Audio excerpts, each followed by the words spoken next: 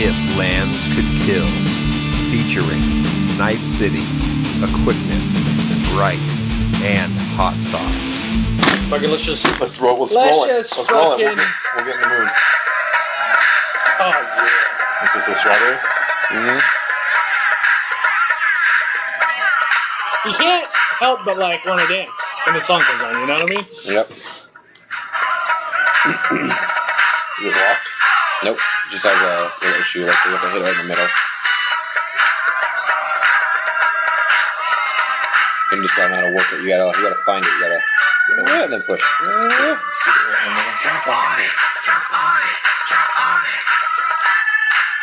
Alright. What is up, everybody? This is Knife City of If Lands Could Kill, and as always, I have with me the Hot Sauce. How you doing, Sauce? Oh, I'm doing great. Doing fantastic. It's good to be back. It is. Can I say that? Is that like too fucking corny to say? Yeah. Something like it's good that? to be back, gents. Yeah. It is. It's been a while. Yeah, it's been a little while. We had a little bit on Ryke's wedding day. We had a little thing that you guys will hear sometime. Yeah, hopefully get a little snippet at the end. Yeah, I don't know. Another separate...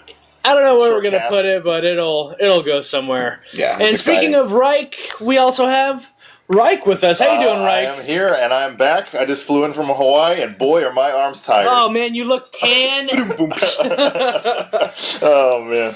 But yeah, I just got back from my honeymoon a few days ago, and it was good. And Yeah. I will definitely talk about it after our intros are over. Yeah. Well, talk during about the it now. intro, You wanna yeah. talk about it Let's now? just go jump Let's right just in. go right in. So Ryke had his little wedding, best wedding ever. Yeah, probably the best wedding I've ever been to. What is this probably crap? Give him some Yeah. credit, dude. Well, in the future, I might go to Batman's wedding. You don't know. You never know. Bruce Wayne? Springsteen, the boss. Yeah, Bruce Springsteen. Yeah, the boss. If he marries The Bruce boss. Springsteen, Oh man, that would be the most amazing. that would be on. slightly better than Ryke's. But yeah, best wedding If ever. that day ever comes. Yeah, if that day So- comes. But yeah, no, the wedding went awesome because I planned like 1% of it, and my wife did the other 99%. It was pretty much your side of the wedding party was the podcast and your brother, Yeah, exactly. which was awesome. Which was yeah. nice. On the dance floor, that was badass Yeah, shit. yeah. We closed out that fucking wedding. Like we were there until the DJ had to pack up, pretty much. And we had the whole dance floor just all do like all the friends in the podcast. All to ourselves, everyone else was intimidated by our dance moves. Yeah. So everyone was like, we should just leave. I think Yeah, they're having I too think much it's time fun. to leave. They don't need us here. Dude, at 9 or 9:30, I was talking to somebody outside. I walked in, and there's no family left. It's just all friends, all drunk friends. We had the blinders on just for our friends. Nobody was talking to anybody else. Yeah. Well, I mean, that's the way it goes. That's how we kind of plan it. We assumed a lot of people probably left it by 9:30, 10, and then just fucking party down for the rest of the time. But yeah, that was actually that was a lot of fun. And then after that, we ended up going to Hawaii, to Oahu, my wife and I, for our honeymoon, which was a ton of fun. I was kind of worried because they had 2 hurricanes that went by Hawaii just a few days before we got there. And so I thought the shit was going to be just completely thrashed and just messed up. But I guess I talked to one of the local guys there. He said, yeah, they didn't really feel it at all because it hit the big island and then kind of just missed them. It was just a little bit of rain on their side. So that kind of worked out for us. But yeah, we hit up all the touristy stuff. We ended up renting a fucking red Mustang convertible. Nice. Fucking drove around in that bad boy, and I had my fucking corny ass $5 Hawaiian shirt, and fucking Hawaiian hat, and Hawaiian hat. well, not Hawaiian. I just bought a hat that said Hawaii on it. That's pretty corny. We're here right now. Yeah, Pointing to your hat to all the I people. just bought it now. Yeah, I exactly. just bought it at the ABC store right across the corner. But no, they have these ABC stores, which they're general store. It's a 7-Eleven and gift shop, all wrapped up in one. And they're fucking everywhere. They're literally every corner. There's these ABC stores, and they sell everything from. They probably sell a shit. They probably yeah. make a bank because everyone there's a damn I tourist. think we spent more money at the ABC stores than we did anywhere else the whole vacation, pretty much. Because we went to those stores maybe 7 times in the 4 days we were And there. you could never have too much Chex Mix. Yeah, you can't have enough beef jerky, Chex Mix, and fucking water. Hawaiian hats. And Hawaiian hats and shirts and all that stuff. But yeah. You guys got laid, right? Oh yeah. As soon as we walked into the hotel, bam. Oh, lane. man, they're so friendly. I know. Yeah, they are. Yeah, exactly. Right in the hotel. Right in the hotel entrance. Let me get your bags. Okay, and let me get a little bit of that cornhole. I'll be gentle. Like in a sauce. Yeah. But no, it was a lot of fun, and weather was awesome. We did all the super touristy stuff. Like, I'm sure locals could pick us out from like a mile away because we're fucking driving this bright ass red Mustang, top down, like, you know, fucking wearing a Hawaiian shirt. Yeah, fucking mainland. There's just this like big arrow that says like rob me. Take my shit. Yeah, pretty much. Like, there's signs everywhere saying like, do not leave any valuables or anything like you don't want stolen in your car. It's sick that you have a fabric top to protect your valuables. Yeah, I was like, that's what we just like. We just left everything in the hotel room. Like, fuck, I'm not bringing anything with me just in case, because I guess petty theft's like rampant over there or whatever. But no, we hit like Pearl Harbor. We fucking did like we hit Pearl Harbor. That's one of the best choice of words ever. Yeah, we hit too soon. We didn't. Yeah, too soon. Is it too soon? We didn't tell you what else we rented. Yeah. We hit Pearl Harbor. Yeah, we didn't tell you about all the zeros and stuff we rented. But no, we toured Pearl Harbor. You know, like we hiked up Diamond Head and like did snorkeling and just all that. It was funny because we went snorkeling the second day we were there because we flew in on a Thursday, and then the next day went snorkeling. I fucking just got the worst sunburn on my back and my back of my legs because I'm floating in the water with my face down the whole time, right? It's deceiving, but yeah, like reflection on water will fuck you up. Yeah, because you feel like you're out there for like 20 minutes. Like, okay, I'll come back and like put more sunblock on or whatever. But it's like you're out there for like 2 hours and you don't even know it. And like I come back like later that night, it looks like a fucking like lobster on my back. I'm like all two-tone right now. Like my back's all like tan and my front's like as white as can be. It's hilarious. But no, we did all that and you know, toured the island. We got to drive up to the North Shore and it was actually really fucking awesome. Like I'd love to have like 3 more days there than we did. We were only there for like really 4 days in total, but unfortunately we didn't get to see a waterfall. Was the only thing we didn't get to do that we wanted to do. That was on They just have like a lot of waterfalls to go check out. There was like a few. There was this one called Manoa Falls that was kind of like 25 minutes out of Waikiki, but we did the Diamond Head hike, and we're going to do the other hike to the waterfall. It's about like an hour hike to get to the waterfall, but we were just too tired after that, so we just went on the beach and fucking drank Mai Tais and fucking laid out and swam in the water and stuff. Did you guys party in Honolulu a little bit? We didn't go to any clubs in Honolulu, but we did go to a lot of the restaurants and stuff and checked out like all the shops and stuff. But like we were just too tired because like we were lost. We were behind or ahead 3 hours right in San Diego. So like 9 o'clock there would be like 12 our time, and so we were like by 9 o'clock we're already kind of like winding down, getting tired. And like most people are already starting to go out at 9. But we had a lot of fun just doing regular shit, just the touristy stuff. I definitely recommend going there if you haven't been to Hawaii. To Honolulu, but I will probably, if we go back to Hawaii again, I'll probably go to like one of either the big island or one of the smaller ones where it's like more laid back and chill and not so many like tourists and shit. Yeah, Oahu's like where everyone lives too. So yeah, that's like the main. It's a clash between like people that live there and then like the fucking mainlander bitches like we are. Yeah, but we did do the fucking luau, which was fucking awesome because this company went through. They have their own fucking like luau on the beach, like on the west coast. And so it was just like fucking like we got to see the sunset there, and like they had all like the fire dancers and like the hula dancers and stuff. That's cool. Did you get pretty hammered? Yeah, I got pretty good. Did they cook the pig bury it? They did the fucking where you have the pig underground, like so it's like an underground oven and the hot rocks and stuff, and then we got to see them like take it out, like pick up the fucking like burning hot rocks with their bare hands and like throw them out and shit. It was fucking awesome. Stuff. Yeah, like they fucking like they didn't want to do it, but like we gotta fucking grab these rocks out of here. But it was a ton of fun. But yeah, I would like to go back again. Sounds like a great time. Yeah, it was good. Gotta say. Right. Anything else you want to add? No, that's pretty much it. Now I'm just glad to be back in San Diego, though. It's like the weather was nice there, but it's just so humid. It's just fucking you just sweating just the whole time. Dude, we've had like probably 2 solid weeks here where the weather's not been bad. The weather's been like pretty damn nice in San Diego. Yeah, it was humid there for a hot minute. Yeah. Yeah, I just need to get back on the Magic train because I haven't like the past like 3 weeks pretty much I haven't like touched any Magic really. You're like, I'm part of a podcast. Yeah. Get back to reality. I gotta know shit. Yeah, I gotta like get prepared for this. I don't know shit right now. Well, we picked up your slack. Yeah. Not. Yeah. We totally studied the whole time you were gone, but our dog ate our homework. Oh man. So what's up, Sauce? What's going on? Lately, let's see. First of all, I went to Vegas for a bachelorette party, which makes no sense, right? Yeah. But there was myself and my roommate and another guy, and we went up the day after the girls went up. The wedding's strange because she's not very girly. She's more like one of the guys. She's like one of the guys. It's real strange. Like when we went out there, there was no like lingerie or like fucking dick stuff. You know what I mean? Basically, we go out there the morning after when we get up the next day, whatever, after a whole drinking and gambling up till like 2 a.m.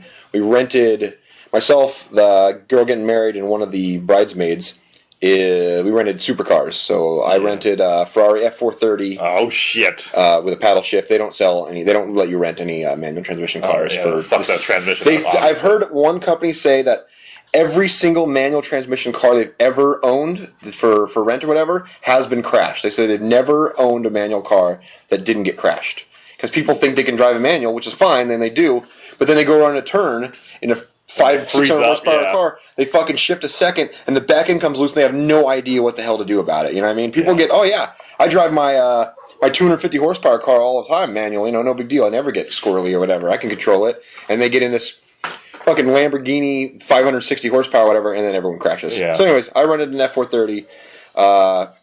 Chick getting married rented a Lamborghini Gallardo LP 560 for the car nerds out there. It is a rear-wheel drive model, not the all-wheel drive.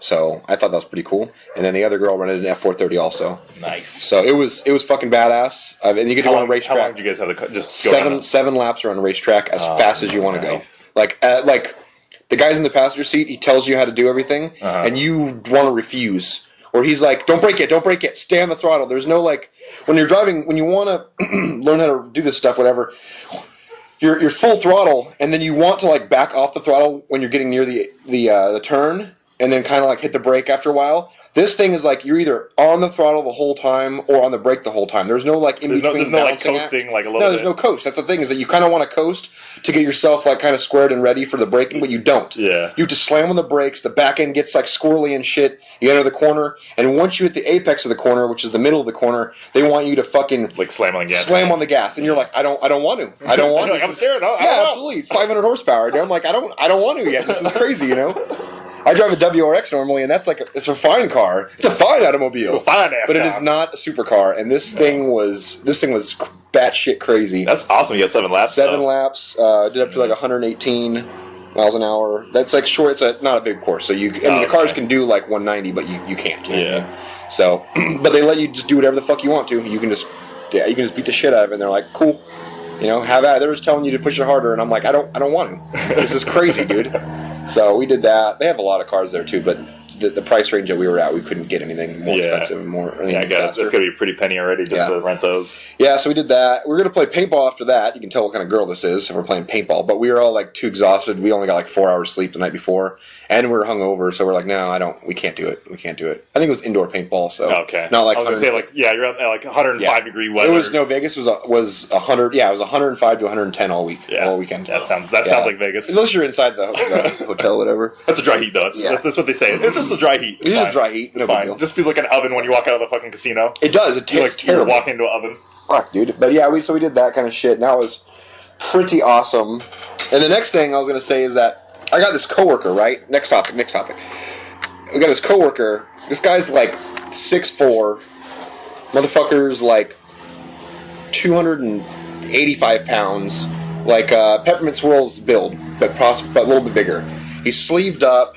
He's got a shaved head with a fucking beard, and he's got an attitude. The guy's he's a tough guy, whatever, right? Yeah. And then I'm driving. So, anyways, I meet him. We're chit chatting a little bit, and then we're sitting in the car driving to work, or on site, and he's in the passenger seat, and I'm driving, and his fucking cell phone text message ringtone goes off, and it goes ding, ding, ding, ding, ding, which is the Pokemon level up sound in the DS, game, 3DS, and it being Game Boy versions and shit. And I look over him, I'm like, the fuck was that? Are you serious? That Pokemon? I know that. Yeah, I'm like, is that Pokemon? And he's like, oh yeah, boy. And then now we're good friends. Now that just that little icebreaker. He pulls up his fucking. He's always wears long sleeves. He pulls up his long sleeves. He's got a Pokeball tattoo on his arm and shit. I'm like, you deceiving bastard. Silly motherfucker. You think he's just gonna be this tough guy or whatever, which kind of is, but at the same time. Yeah. So, anyways, we talked about it, and I told him about Magic and that we should play, and then he talked about Pokemon because he plays a Pokemon trading card game, and so he wants to play. So I'm like, well, fuck it. So I actually bought the starter, a starter deck, whatever, kind of the same thing that we have for Magic, for Pokemon, on the way to Vegas, right? So I had I was making the joke, I was like, I should go ahead, I'm going to in a Target on the way to Vegas. I'm going to buy the Pokemon starter set, and then I bought a Magic booster, and then I should buy a box of condoms. And see what the guy says. Yeah, exactly. Because this doesn't add up, right? You can find like one of the young cashiers. yeah. But I did tell her, I'm like, yeah, we're going to Vegas. It's okay. Yeah. We're going to Vegas. Yeah, this is Vegas. Oh yeah, it's beef jerky too. So I got the starter deck, and it's a very for who hasn't played it, it's a very simplified version of Magic. I guess Pokemon was owned by Wizards of the Coast when it started, I guess. Yeah, that's what I heard. I have nothing to confirm that. But I heard that's how it started, and then it got bought out by somebody else or some shit, or they bought themselves out. I have no idea. So the game's a simplified version of it, and one of the cool things is they have a Duels of the Planeswalker type online scenario where it's not like serious. It's not like Moto. They don't, they have like instructions and like basic tutorials, and they have kind of like play the computer type stuff, just like Duels of the Planeswalkers is. When you buy a starter set, you get like a QR code, and it gives you that same starter deck on the online service for free. So I was able to just like learn how to play for free. Well, I mean, I got the cards, but I mean, still, I got to like play by myself. You don't have to pay like $10 to like sign up for the online. No, absolutely not. It was just like a free program, and then I just inputted that, and that was it. And so that was kind of cool. But so I think I'm gonna start playing casually, a little bit of Pokemon casually. Yeah, hey, it doesn't hurt. Anyways, branch out a little what bit. You got, Knife? What you got? Well, I actually ended up getting a new job not that long ago. When M14 was coming out, like right before it came out, like M15. I lost my job, and I was upset because I got bills. I had some money saved up, but I was like, I'm not gonna be able to like buy any new shit, and that's very concerning to me. Magic shit, he means. Magic shit. Not like just like TVs and stuff. Like cancel cable, candlelight. Yeah, we don't need electricity. Actually, those candles are damn expensive. We don't need those. Yeah. Sunlight's free. Yeah. No, but so I was unemployed for like a month or two, and then I ended up getting this job.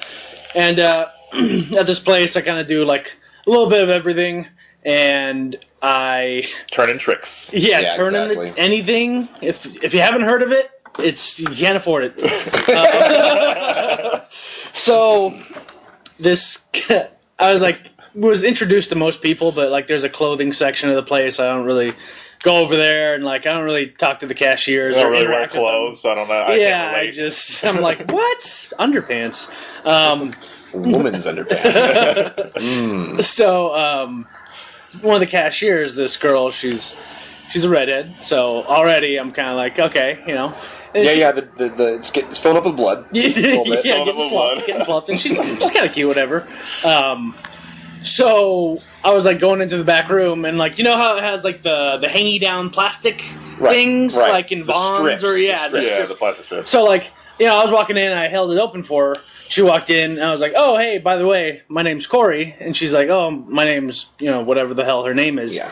And I was, like, really focused on, like, eye contact, like, trying to keep good we're air quotations around eye contact. Yeah. And so we went to go, like, shake hands, and we misjudged where our hands were, and we ended up doing, like, this warrior forearm awkward shake.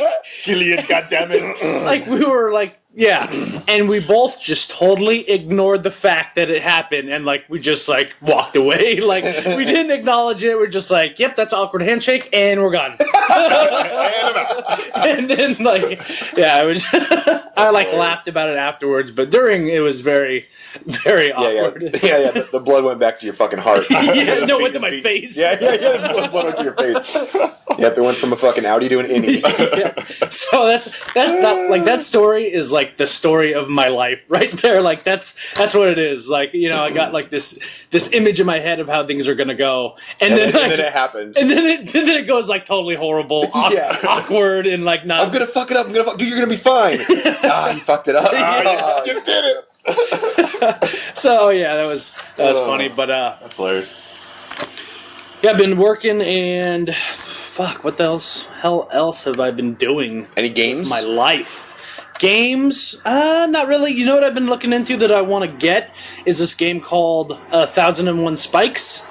And it's like this. Heard of this. It's like this side scroller kind of. It's like a platformer, right? It's a platformer, and you like shoot your little gun or throw knives or some sort of projectiles, but The whole thing is you get 101 lives to beat the game, and it's just like this. Isn't it like a trolley game? Like this fucking just shit that kills you everywhere? Yeah. It's like you don't think it's going to be there, and it's like, fuck you, it's not there. I don't know if you've... I was talking to HotSauce about it earlier, but there's this video called, like, the hardest game ever, or, like, the most difficult game ever. Anyways, it's the impossible game. Impossible game or something. Where this, is it the one with the little square and you jump? No, not the square one. It kind of looks like Mario almost. Oh, I think I know what you're talking about. And the guy's, like, he jumps up, and like a spike shoots him in the eyes, and he's like, okay.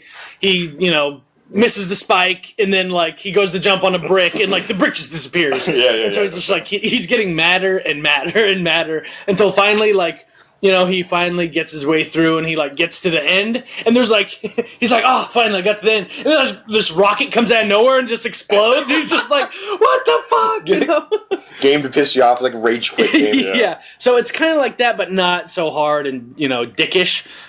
Pretty much, it's just one of those games where you have to learn what's the terrain and what's coming up. Stalls around the next corner. Yeah, and then once you learn that, then it's then you move on to the next level. Hi. Hello there. Hi. Hi. I can tell. Right. So, anyways, me and Raheem, he came over and played some Call of Duty, and then we were eating some food, and we just watched the stream of this guy, and it sounded like the game had just started, and he had never played it before, so he'd just be like walking along, and then all of a sudden Spike would shoot him in the fucking ass, and he'd just be like, oh, what the fuck? And it was like fun to watch, because most streams, like, unless you're like really into it, they're not like fun to watch. Usually I watch Magic because I'm into it, or I check out a stream just because I want to see like what this game is like, and I usually get annoyed by whoever's playing, or I just don't find it entertaining. But this was just like entertaining to watch. Magic is a great thing to stream because it's like you expect it's going to be just one little round. Where if you're watching a video game that has a campaign, like you're just going to fall in the middle of it, not know where the hell you're at. Yeah, if you don't come in on the beginning and religiously watch that same person like play through it, and it's like you might as well just go buy the game yourself. Exactly. It's going to be like in the middle of some combat sequence, and you're like, I don't even know what gun that is. I don't know if it's better. I don't know if it's near the end, at the beginning. You have no idea. But Magic or like League of Legends or games of that nature, they all have this. I'm going to sit down. Cool, 20 to 30 minutes. I'm going to be done.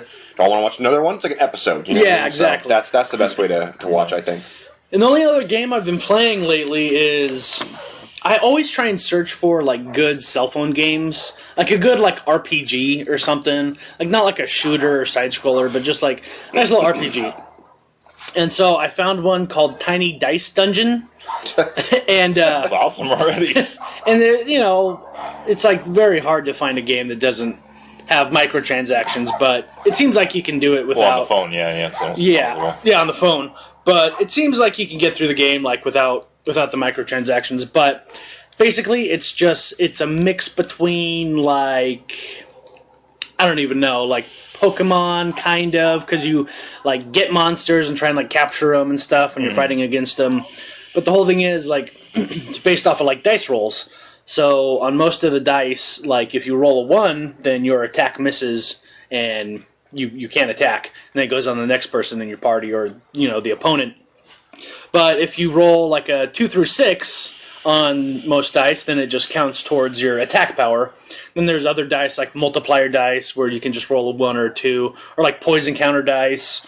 And that sounds pretty badass, actually. Is it like Google Play Store and yeah, Google Play Store, it's free, and also like you can roll the dice as many times as you want. So it's like you're kind of gambling. Like, am I going to roll a 1? Because if you want to get, does it say that's like whatever number you roll that first time? Yeah, exactly. Like, I can re-roll it for a better number. No. It all adds up. Okay, so you roll a 2 and a 2, so 4, and then you roll a 6 and a 6. Okay, then that's 16. 16.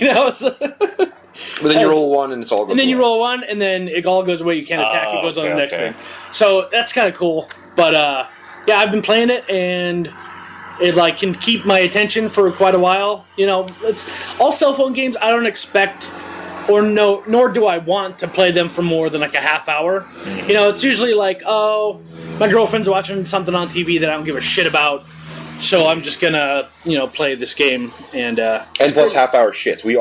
Myself and that's and why. That's the main time I play games. Ryke, are you a half hour shitter? I'm good like 15, 20. 15, 20 is a pretty good amount. Yeah. But I'm a half hour shitter. Like I have to scrape the shit off my ass because it just dries up. Yeah, it just dries up. But it's okay because you just got to get the magazine time in and the game time, 3DS or whatever else, cell phone. I think I took a half hour shit this morning. I just had nothing to do. It was my day off. Just sat on the toilet and just hung out for a while. You know, it was nice. Let it all hang out, be right. Yeah. So that sounds pretty cool though. Oh, and you know what? We failed to mention we are going to be without Quickness for a while. He's taking a sabbatical from the cast, so hopefully he comes back whenever he can. So absolutely, yes, for sure. It's like he's in the hospital. Best wishes, yeah. We'll send you flowers and a postcard. Exactly. No, but really, though, we do hope he gets back. I hope he listens to this episode. And wish you were here. Yes, indeed. So let's go ahead and jump into. You know what we don't talk about on this cast is like top 8s, deck lists. Like other podcasts, I listen to them. They talk about, this recent, Star City Games Open, the top 8 was this and this and this, and how interesting, and blah, blah, blah. We never talk about that. Because we're not, everyone wants to win, right? Yeah. But we're not the type, necessarily, that just has to have Mono Black Devotion. None of us have ever built Mono Black Devotion. No. Quickness built Mono Blue Devotion. Right. I think he probably still has it, actually. Yeah, he still has it. But that's it. We're kind of into just fucking around, you know what I mean? And we like using interesting cards and cards that read real nice, but maybe don't have a home necessarily. Like your Waste Not. You know what I mean? Yes. You actually got to use Primeval Bounty. Yeah. And that for the Enchantress stuff. And then what's that? The one that you can't attack. The Spear of Safety. Spear of Safety. That's not in top 8. No, that's not anywhere. Who's in top 8 with that? But it's fun. Yeah, we like to play weird, janky, kind of fun. Kind of competitive. Decks that are on the outskirts. Yeah, tier 2 decks. Tier 2 decks we're all about. Mm-hmm. Maybe 1.5 every now and then. I have a tier 1, not anymore. It was tier 1, though, basically. It was Red Green Monsters, yeah. You don't really see Red Green Monsters that much anymore. Because it's always splashing black. Yeah, it's all Jund Monsters. But I don't even think Jund Monsters. Anyways. But yeah, we're all about the tier 2 and tier 1.5 decks. So, what the fuck is today? Today is 22nd? The 22nd of Friday. So yesterday, actually I don't know if this was yesterday, but sometime in the recent past, they had the World Cup World Magic Cup qualifier. Holy shit, that's a lot of words. Seashells by the seashore. Exactly. Yeah. So pretty much, I'm not sure exactly how all it works, but each country has their qualifiers, and then whoever wins goes on to represent the country or the top 2 or I think top they give them 4. a flight and hotel and something else. I'm actually trying out for Papua New Guinea. I'll go with you. I think there's only 2 people that'll play. Yeah, it's your best chance. Yeah. I gotta get on that pro tour. So they just had the United States qualifier. So let's talk about what's in the top 8. Of course, what deck do you think is number 1? So you're going to see it everywhere now, right? Yeah. Or you probably are seeing it everywhere. Yeah, especially it made a splash at the Pro Tour, and then from there it took off. It's like the Boss Sly. I don't remember the Boss Sly. That was the mono red aggro one from 4 months ago. Oh, okay. So I didn't know that. Someone who actually they got first place for that also. Okay. Fucked bitches up. Oh yeah. And I see this deck all the fucking time on MTGO now in the practice rooms, but we have Rabble Red. Rabble. Rubble. So this is that. It's like the mono red deck, but just a little. It's got a little changes on there. It's got little changes. Obviously, some new cards, but just a lot more fucking creatures. It's running. This was Isaac Sears Rabble Red. He took first, and Ash Zealots, of course. I mean that card. You cannot play if you're playing red and you're in this standard right now. You cannot not play 4 of those. 4 of Ash Zealots, because they are... The mono red is just ridiculous, especially with Ash Zealot. We also have... She's kind of hot, too. Yeah, she is. Pretty hot. Kind of cute. Got a crush. And where would a mono deck red... where would a mono red deck be without Burning Tree Emissary? He's running 4 of those. And that's just... Dude, when you go Burning Tree, Ash Zealot, like, fuck. Disastrous. And then turn 1, Foundry Street Denizen. Does he have any of those? Yeah, he's running. So in the 1-drop, it's 4 Foundry Street Denizens. And so turn 2. Because that's what I'm saying. It's for turn 2, Burning Tree, Ash Zealot. I'm more of a fan of the Burning Tree, Fire Fist Striker. That's my jam. That's how I like to play out my Burning Trees. Anyway, that first guy, you're attacking for 4 on turn 2. Oh, yeah. It's a 4-1 till end of turn, so... I actually had to look up Fire Fist Striker. He's the guy where it's a battalion where if you have him and 2 other guys attack... can't block. Creature can't block, yeah. Which is great for a turn 2, turn 3, turn 4. That's fantastic. Oh, yeah, definitely. Do they run any of those goblins, those 1-drop goblins? The ones that you can pay 1 mana? Of course you do. Legion Loyalist? No. That's another one. Oh, the one that can't block? Yeah, I think after rotation, you're going to see from Mono Red's going to adapt the, I think they're called Ravaging Goblin or something like that, where I think it's a 1-1, but when it attacks, you can pay 1 red mana, and you can target creature cannot block. How sick would that be if you could, pay as many reds as you wanted to? That's what I thought at first, and then earlier on Moto, actually, you were playing it, and you can only do it once. Yeah, but I think that, when Fire Fist Striker goes away, I think this guy's going to step up to the plate and be the guy that's going to actually allow damage to get through. And but anyways, Legion Loyalist is seeing some... He's the badass shit. Legion Loyalist, I bought that when it was 25 cents or 50 cents or something like that. And now it's I don't know, it's up to a couple bucks now. But yeah, I wanted to play him so bad when I was playing my red deck, but I just never get a chance. That battalion reads real nice. Yeah, it's nice. People are waste. You got to wasted downfall on that guy. You know what I mean? Because he'll take over if he has. You got a lot of creatures out there. You got 3 or more. I think takes over. It's everything gets first strike and something else. I forget how it reads exactly. Trample. First strike and trample. And tokens can't block. And tokens can't block. It's a lot. It's a lot for 1 mana, man. Yeah, 1 mana haste. Also got Rakdos Cacklers, of course. Fire Drinker Satyrs? Fire Drinker Satyrs, some Rebel Belt Makas, I'm guessing just for the Blood Rush. 3/3 Blood We'll probably Rush. see Titan Strength take that place once those rotate out, because that's Dragon Maze. And then, of course, Goblin Rabble Master. The Rabble Master. The Rabble. When no one saw coming. He was a $1 card, now he's $6 or something like that. Yeah, he's pretty nice. That's at least on MTGO, he's pretty expensive right now. Yeah, and then that helps out the Foundry Denizen, because during combat it comes out, Foundry Denizen goes up 1, so it's just a big old fucking mess. And instance, we got Lightning Strikes and Stoke the Flames. Stoke the Flames, amazing card. It is, and you got a lot of Convoke creatures out there. Yeah, you got a lot of creatures that you can convoke, because it's just pumping them out. 4 mana, does 4 damage to target creature or player, which 4 mana for that's that's not very good, but it's got Convoke, and you got a bunch of dirtily shit out there, little 1/1s. Go ahead and tap those babies down. And is it 4 mana? Yeah. 4 mana. Jesus 2 red Christ. and 2 colorless. Yeah, that's okay, though, because you just tap, It's done. They don't see it coming. And then he has 1 Hall of Triumph in here. Hall of Triumph for the +1/+1 for, what is it, goblins? Yeah. Red creatures. Red creatures. Choose a color. That's the choose a color one. What's the one that gives the creature type? I think it's something else. That's Door of Destinies. No, not that one. No, it's the obelisk or whatever. Oh, the obelisk, yeah. Creature type gets +2/+2. Okay, yeah. That's a 6 mana, but it's got Convoke. So if this thing was a little slower, you could totally add in a couple. I like that one of Hall of Triumph. That's pretty nice. Yeah, and of course 3 Mutavolts. Oh, the Mutavolts! Can't wait till they go away. They're too expensive. You know why? Because sorcery speed. That's why. Yes, yeah, exactly. Because what is it? Supreme Verdict is a thing still that you cannot play a deck without Mutavaults, at least 2 or 3. Cause absolutely. You know what Supreme Verdict exists. I'm running into this deck a lot online, and just Mutavaults in general online, and they're just fucking 2-ing me, 4-ing me to death. It's a dick hair. Yeah, it's a fucking total dick hair. Ow! And so I actually put 2 Quickens in my fucking sideboard for my discard deck, just so I can drown in sorrow when the fucking when they activate them.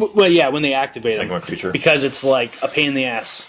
Yeah, Quicken. Well, that's why they're so expensive. That's why they were $30 a pop, because everyone was running at least 3 or 4 of them in their deck. No matter what deck you were playing, you were running at least a few Mutavaults. I don't think I honestly saw a competitive deck that didn't run 2 Mutavaults. Why not? Even Red Green Monsters, where it's you didn't really need them. You didn't really need them. I didn't run them because they were so expensive. But most people were running in the Jund Monsters were running 2 Mutavaults. You can't banishing light them. There's all kinds of shit. You just you can't get rid of them. It's horrible. We hate them. Anyway. Can't wait to see them go. Yeah. In second place, we have Drum roll, Shocker, please. Black Devotion. No, mono black. Don't need to read anything on that. Don't Yeah, we already really know. I think we know what. Well, actually, aren't they running one new card out of the new set? Maybe. Just kidding. They're not. No. Everyone just- it's all One just gold past- guard. it's all just ass and The past awfulness. 6 months, they've just been splashing the green stuff. That's all, and they got. Yeah. They have like the one Golgari charm for the like enchantments, I'm guessing, or the -1/-1. Yeah, and regenerate. There's all. I mean, it's universal. Yeah, it's that a kind of very. I mean, it was stuff. already versatile, not universal. the Versatile. mono black was already, or the black devotion, whatever you want to call it, was already so fine tuned. Like you can't really squeeze anything else in there because you're going to be cutting something good. wow, he has 2 oozes and a Nissa in the sideboard. Huh. Well, Interesting. Very interesting. You probably didn't play him. This is something to talk about, though, for sure. Ooze is Oh, yeah. still a key player. I think. Oh yeah, I love Ooze is Ooze. gonna see Ooze play is so good. in Modern. It's still, I mean, it is seeing play in Modern. Yeah. It's just a great card.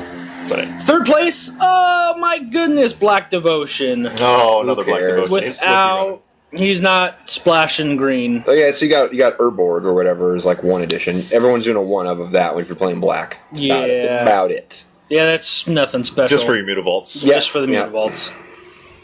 And then 4th place, we got Jund Planeswalkers.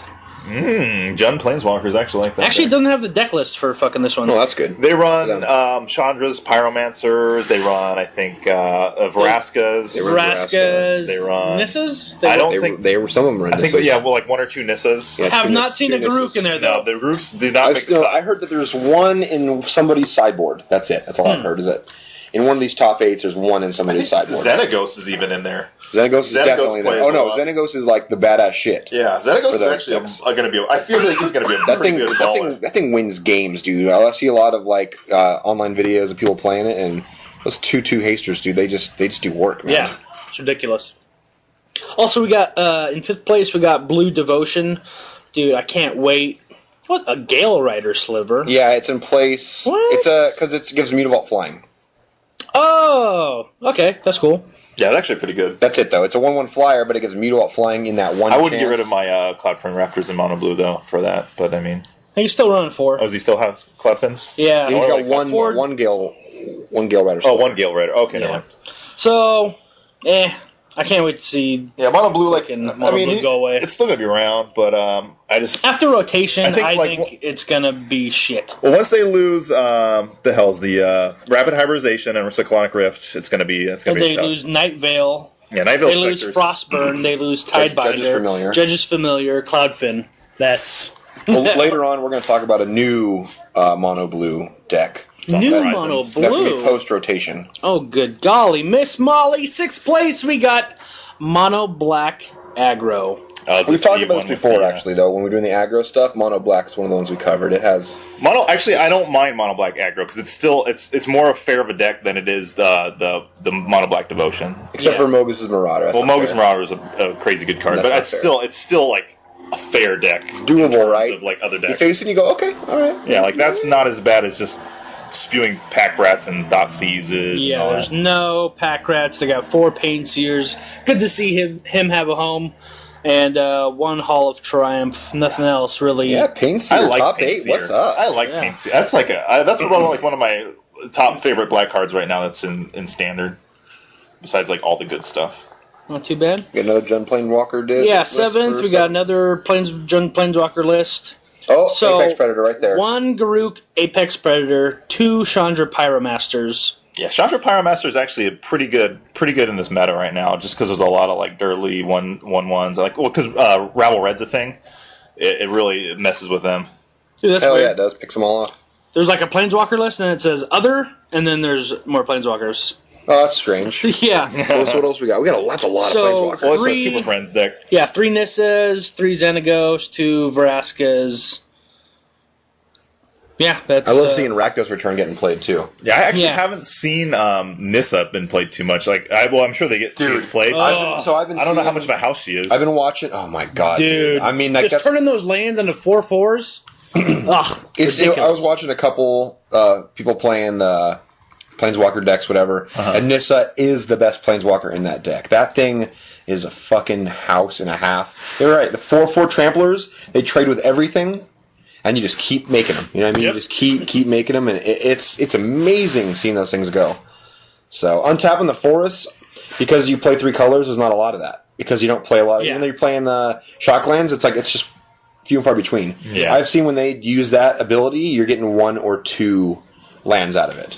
Yeah. Every time. There's no. I think you think it's gonna be 4, but it's just not. Yeah, it's definitely for a mono green strategy. Right. Yeah, they're just making those 4/4s. 4/4 is pretty good. crazy though, absolutely crazy. And then what's her ultimate? It's like you can search for any basic land in your deck, bring them out, and those are 4/4s. okay.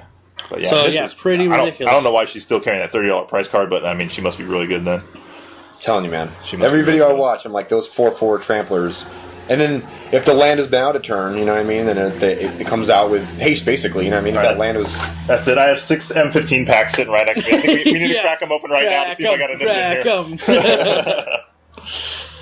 here. So yeah, that's That was at that's an 7th place. Yeah, that's an interesting list. Yeah, I like the Veraskas, and I really like the Chandra Pyromasters. So in this deck. I want to mention one other thing, too. Well, no, for the next one. Go okay, ahead. I was just saying that I was talking to HotSauce earlier that Veraska online has shot up in price to like $12, 12 tickets, and in paper it's still like the same. You know, it's 5, 6, 7, $8 maybe, but online it shot up to 12, and I bought them when they were 6 or Yeah, they were. whatever. I think they were down like at $4 or $5 at one point, where people weren't playing them. Online, possibly. Yeah. Online, yeah. They never dropped like blood, like 9. You know or what? I whatever think they in went paper. down a little bit when the Vraska versus Jace thing. Jace versus Yeah, Vraska yeah. came Yeah, out. it dipped a little Both bit. of those cards dropped down a little bit after that, for that month or so. But when I saw she was up to like 12 or 13, I fucking sold Cash right out. away. Yeah. Right away. That's as high as it's going to get online. Oh, yeah. And then as soon as rotation happens, I can pick them up for fucking like 4 tickets again. Yeah, 'cause they're not. Yep, They're exactly. not. She's good, but she's just not modern playable. Yeah, good. she's not going to see play anywhere else. It's so funny being in this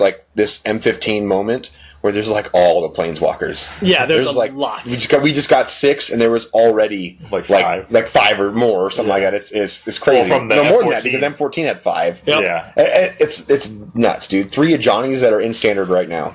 It's ridiculous. That's a lot of Johnny. Yeah, but I ended up selling the Vraskas and I only had 3, because I usually only run 3 of the same Planeswalker in the deck.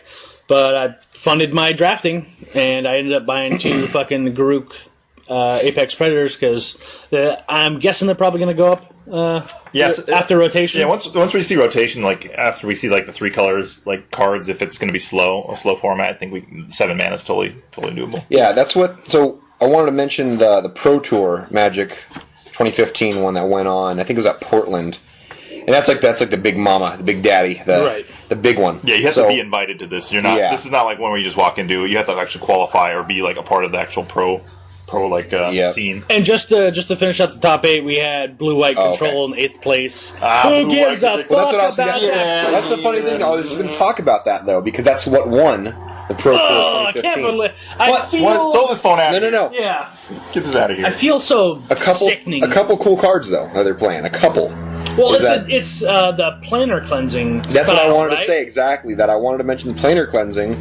He's where this motherfucker, Cocky motherfucker. Ivan Flock, is running 3 of the planar cleansings, which I think that's a cool card for some reason. I know it's a white, but like, if you can get to 7, you like deserve to play it. I feel like sometimes, you Yeah. know, it's a good card. And then he played 4 Quickens, Yeah. which I want to see that. Why the hell not? You know what I mean? So that was first place. The thing about that, if you guys have a chance, just go on to the Magic YouTube or whatever else and watch the finals. The finals were badass. It was against Selesnya aggro deck, which played, I mean, all the standard stuff. What is it? The Loxodon Smiters. Loxodon and Spiders. It's got the Lion. the worm, the worm. Armado. Yeah. Not Armado worm. What the hell's the name of those worms? Anyways, The instant- Advent of the Worm. So I played all that stuff. I played 3 Ajani's called the Pride, Experiment 1, Voice Resurgence, all the standard stuff, right? It was. Did It we was. play any Cat Kings? Was there any of the Cat or rest? No. It was actually like surprisingly okay to watch. Like it was a fair games between them. Yeah. It was just whoever got there first, and I only watched like a couple games because I fucking hate Blue-White Control because of quickness. He played a different list, but it's still Blue-White fucking Yeah, Control, he was- and it's just We got destroyed by that many much times. I hate it. I hate it. I So, hate it. It stinks. Against the aggro decks, the blue-white control deck plays 2 Archangel of Thunes and 4 Nyx Fleece Rams in his sideboard. It has like a crazy combo between them, which won him the final match. I really think it went like 2-2 down to game 5 to win it or something like that. And every time Nyx Fleece Ram on the upkeep, whatever, you gain 1 life, which gives everything a +1 counter. From Archangel. And then they had 2 Rams at one time, so then it triggered twice. So the Rams ended up being like with the All-Star 5. They were like 5'10" Rams, or like 6'11" Rams, and they can attack. So they're not defender. And the Archangel was gigantic. I mean, it was unstoppable once that combo went off. I think in his opening hand, he had a Ram and an Archangel, and he was just like, "That's it right there. I'm keeping that baby." And he got there, and I love the Rams. I think Rams are the coolest fucking things. They're one of the coolest white cards that came out of Journey. Yeah, so the list goes that blue-white control took first, Selesnya aggro took second, then Jund took third, Orzhov control took fourth, Boros aggro took fifth, Jund again took sixth, Naya aggro took seventh, and Orzhov control again took eighth. I thought it was a real good Pro Tour. There's not a lot of new cards necessarily getting played, but I just thought it was real fun to see it. Even though we all kind of despise control. Well, yeah, I mean, blue players can kind of go suck one. Control players are a different breed. Like control players love playing control, and everyone else hates playing against control. Yeah, that's how it works out to be. It's good though. It's a good. That sounds. I wish I could have caught it, but I was too busy for that. But yeah, that sounds. I like the Nyx Fleece Ram. That is definitely a all-star card in my book. Indeed. So was that in? What's that? Was that in the sideboard? And I brought it out. Yeah, he had 4 Nyx Fleece and 2 Archangels. But in his opening hand, he had both, and so he brought them out. They didn't die. Combo went off and defeated anybody. I mean, no deck can take care of that. Basically, horrible. So cons. Oh, I just watched the new Star Trek. Yeah, I saw it too. I was like, eh. It was not as good as the first one. Not as good as the first one. It was actually kind of forgettable, but it still was good. It was just kind of forgettable. So I watched another movie the same night, and it was like just this basic scary movie.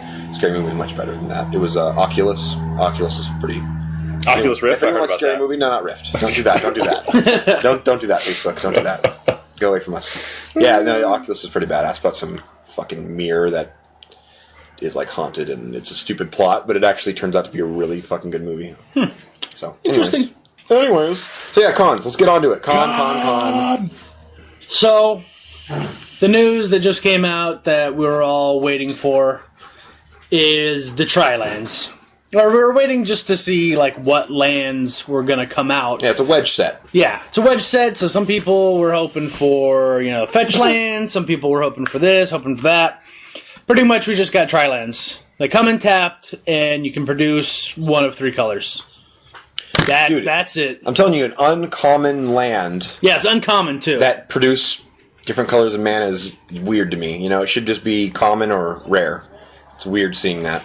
Yeah. I thought they were going to do it at common because guild gates were like common, but I mean this is an up from like 1 mana up from a guild gate, so I understand to be uncommon makes sense. But I mean they're still kind of cool. I mean that's definitely commander lands right there. I mean, do you think this is going to really like slow down the format because all we're going to have is the Scrylands, Painlands, and these lands, and the Tri-Lands. I think if nothing else, and Mana Confluence. Mana Confluence is still definitely a good card. Sliver Hive. Yeah, don't do that. We're losing all the good slivers, though. M14's gonna go away. I sold my Sliver Hive for sure. That's only like a flash in the pan type deck right now. The slivers, because once M14 goes away, it's like most of the good slivers are gone. But no, I mean I think it's gonna be slower than we're used to. Because we came in like the prime time, like Shocklands. We even saw a little bit of the check lands before it rotated out. Like when Gatecrash came out, everything was so fucking fast. Yeah, so we saw a lot of good. Like we've been used to like the whole time our Magic careers, we've been used to good mana fixing. Like we haven't had a set or like an actual like rotation. Shocklands have been like the bee's knees, bro. And we had Buddy Lands. Yeah, Buddy Lands. We've had all the good lands, and so I think once the Shocklands rotate out, I think it will be a little slower. I think we're going to see more of like the maybe go down to 2 color, like maybe monocolor might make a splash for a little while until people start figuring out, these wedge colors. Because I mean, So far, what we've seen on the wedge colors, I mean, I haven't seen anything that's like crazy, like blowing my mind just yet. Well, I mean, we haven't really seen much. No, we haven't seen anything really at all. We've seen like maybe like 5 cards, 6 cards in total. But if there is something out there that, you know, where you're going to be running those 3 colors, then, you know, it's definitely going to be a slower. I'm excited to see pace. 3 mana legendary creatures that are one of each color. Yeah. I think like if you can get the mana to be fixed, then that it's going to be a fucking house on turn 3. I think that'd be cool. I mean, it'll be hard to get there, but when it does, it'll be really really exciting to play a deck like that. Yeah. I don't know what kind of creatures they have coming out right now, but the ones that use all 3 colors, besides like the 1 legendary creature, but all those things are usually a lot bigger. They usually take like 6 fucking mana to get there. Yeah, but definitely, I guarantee you're going to see a lot more Painlands being played once this comes out, because I mean that's the only way to fix your. Besides Mana Confluence, but Painlands are a little bit. I think, in my opinion, if you're playing like 2 colors, is a lot better to run Painlands than it would. I still think Mana Confluence pick them up now. Yeah, oh yeah, definitely. If you don't have like 4 Mana Confluences and you do plan on playing competitive standard, you probably should at least get like 2. I think 2 is a good number. You should have 2. Just like you should have had 2 Mutavaults, you should now have 2 Mana Confluence. Yeah, and at least if not more. HotSauce opinion. That's it. And they're a little inexpensive right now, and I do believe they'll probably go up if they're like really like a standard like 4 of in every deck. Then they're going to jump up probably another $10. If anything, they're just going to remain at $10. Yeah, it's not going to go. It's not going to go below the $9 or $10 it's at right now. Oh, so definitely you're going to be safe to. I mean, until it rotates out. But I mean, Sylvan Caryatids for the next like 6 months or whatever. Oh, yeah. I mean, what are those $7 right now? I mean, that's or maybe less. It's a safe buy though. Just get it. They're going to be. Oh yeah, Sylvan Caryatids and Coursers. I think we already talked about this, but get your fucking Sylvan Caryatids and Coursers now. 4 of. Who cares what the price is? Because they're going to be around for a long fucking time. Yeah, and then they're also. I'm guessing that Courser. Is there anything modern playability in that? Maybe Courser of Prufix is actually one of and. I do believe Jun plays a few, or they were experimenting with it. I don't know if it's actually found its home in Jun, but it's definitely on Fringe. I wouldn't be surprised if it finally made its way into Modern eventually, you know? It's just that good of a card. It is like one of the best cards in Standard right now. Yeah, I expect if something gets unbanned, or they ban like Pod, Birthing Pod, or Splinter Twin or something like that, if they ban one of those more popular decks, or even Affinity, then you might see more play, because I think Green's like just waiting in the wings to get out there. And oh yeah, it is. Right. And also, like, I think if Garruk Apex Predator is going to see any play, there's going to be 4 Caryatids and 4 Coursers. Absolutely, you got to get there. Yeah. Yeah, Mana Ramp is definitely an important part of that deck. Any other spoilers we got from? Oh yeah, we actually do have. Let's see, Jeskai Elder, 1 in a blue. For a 1/2, so very exciting. Is that the dual deck, guys? Yeah, this is the dual deck, but I mean, obviously, he's going to be He's in the set. It's a Jeskai.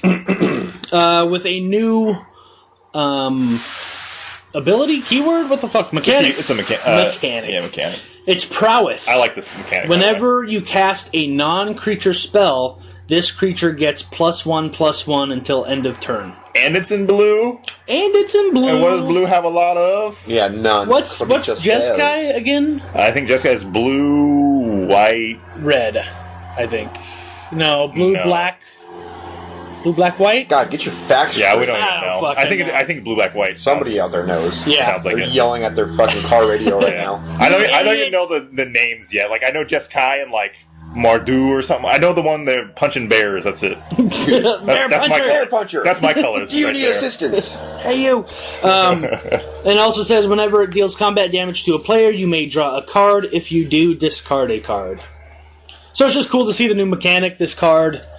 Who knows if this particular card is gonna be good? It's uncommon, so just. I just like the mechanic alone. Yeah, I mean, they're gonna have that mechanic on a bunch of other things, I'm sure. So. Oh yeah, definitely. It's like the clans mechanic or whatever. Also, another mechanic that was spoiled a little bit ago is Raid, and I think it's going to be. I don't know if Mardu is a fucking. I think it is. Is a clan? I don't know. It is. I think that's like the red, black. That's the speed. White, or whatever it is. In the speed and versus cunning, that's the speed one. So, anyways, this Mardu Heart Piercer, 3 in red for a 2/3. It has Raid. Whenever creature that has Raid, whenever it enters the battlefield, if you attacked with a creature this turn, do something. So in this instance, when Mardu Heartpiercer enters the battlefield, if you attacked with a creature this turn, It deals 2 damage to target creature or player. That sounds great. So yeah, It'd be better if it wouldn't be better. Oh, it would. So it's really pre-combat would be sick to take something out and then attack. But you know what? Whatever. But you can also finish them off. You can also finish them off. Correct. So it looks like this is really they want you to attack. You know, they're pretty much saying, not forcing, but you know what I mean, encouraging you to attack. It's a little 2-for-1, but not. No, it's a 1-for-1. No, it's a 1-for-1. You're gonna have a creature die probably to finish off. Yeah. It's okay though. It's all good. And I'm not sure if we talked about it last time, but Morph is coming back. Oh yeah, Morph. That is a confusing mechanic. Well, not confusing, but it's... I read... Local scientist, Night City, please explain more. Well, according to ancient lore, basically, I don't think Morph uses the stack. This is a returning mechanic, by the way. This is a returning mechanic. Morph doesn't use the stack, so when you flip it, it's like super instant, ultra mega speed. But pretty much you pay 3 colorless, and you put the fucking card upside down, and it's a 2/2. Colorless, 2/2.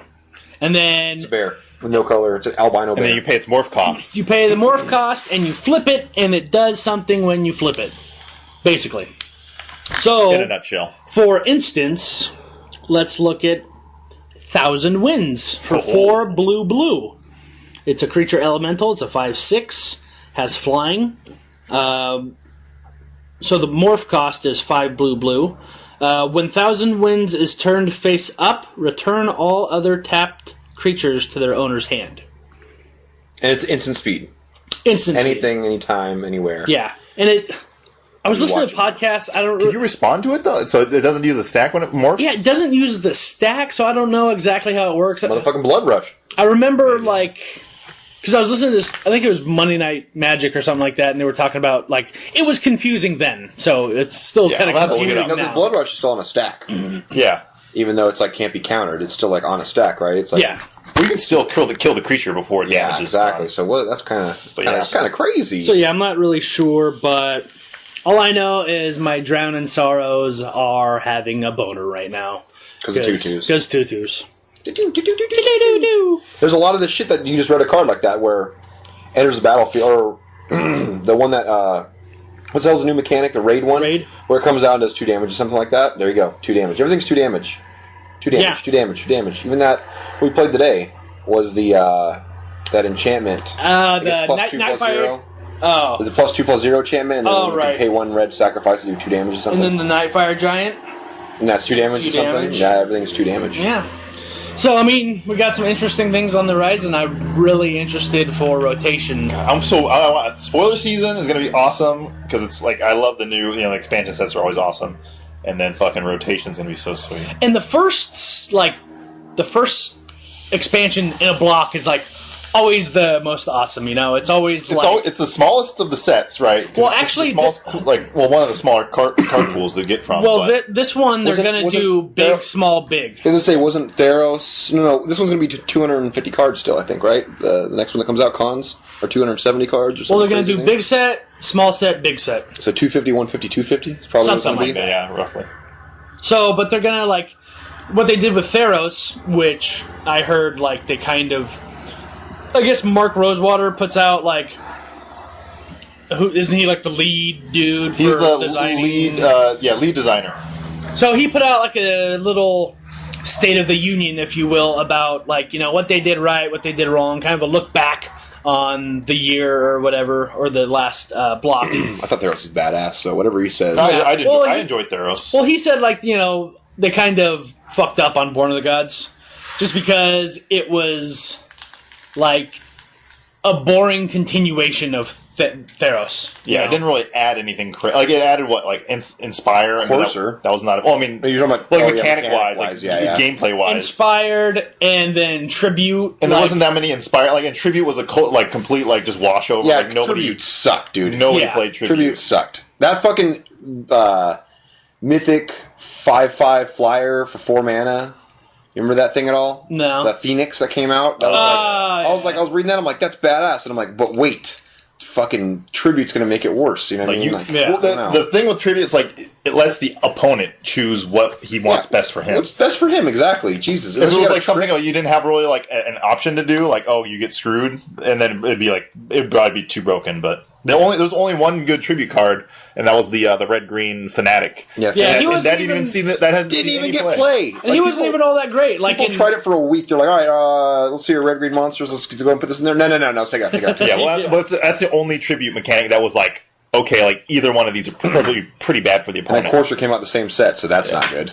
Yeah. And it's a 3 mana, so anyways. So, yeah, but he said, they kind of screwed up on Born. They should have just kept Monstrosity going and, like, not done Tribute and done it, like, in another set or something. Yeah. So, the fuck were we talking about? I don't know. It's getting dark in here, dude. Yeah, it's fucking getting scary. I'm talking about cons. I'm esquerda. But yeah, there are, I mean, for what little spoilers we have from cons... I'm just really excited about the wedge color set or this expansion. I don't know if they're going to do wedge color throughout the whole expansion sets, all 3 of them, but I think for sure this one. I hope they do. I hope they have a little support there. Yeah, but I think I'm excited to like commander stuff because you're going to get all these cool commander colors. I don't think that they've had before. Well, I hope that they do like the other, tricolors in the second set.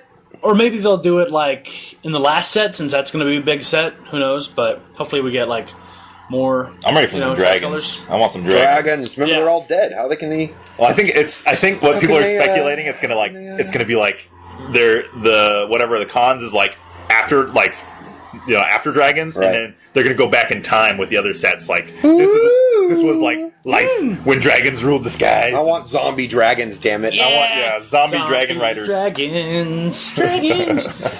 But anyways, Game of Thrones. Go. So yeah, that's really I think all the things that have been spoiled. It's just cool to see the new mechanics, but other than that, I don't think we have too much spoiled from it. And they'll be spoilers. And then soon. From the Vault Annihilation doesn't look all that great. So today, Mr. Knife and I did a little draft on Moto, and I've never drafted on Moto. I mean, I should have, right? What's wrong with me, right? I don't know why I've taken so long, but he talked me into it. I said, all right, here's my $15, you motherfuckers. And I drafted like a red-black. I ended up pulling that one. You were just saying that one. Knife Fire Giant. Yeah, exactly. So I got that, and I got some other good support stuff, and I'm like, all right, we're going there. I got 3 of those crows, those 2/2 flyers come in tap for 3 Carrion mana. crows, or is that the one that does 3 damage? No, it's just the 2/2. Okay. Yeah, so got that and some other. I got a lot of removal spells. Red and black's like all the removal ever. So anyways, we're doing that, and I lost the first. Well, tell them about game 1. What happened game 1? Yeah, game 1. I played against this boss of a fucking deck. It was a blue-green deck. And this guy had, synergy up the ass.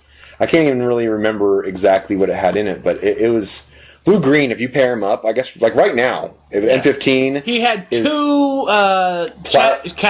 Chasm Skulkers? Yeah, Chasm Skulkers, the squid guy that every time you draw a card, then he puts a +1 counter on him, and then when he dies, however many counters are on him, that's how many squids come out or whatever. I think Island Walk squids also. Yeah, they Island Walk. They have that. So he brings this thing out. He fucking divinations right afterwards, whatever, drawing more stuff. He has asphyxiate or whatever, and he asphyxiate or whatever the hell it is. The one that taps down once it is not untapped during your untap step, and activated abilities cannot be activated. He had that. And Crust, thank you. Yeah.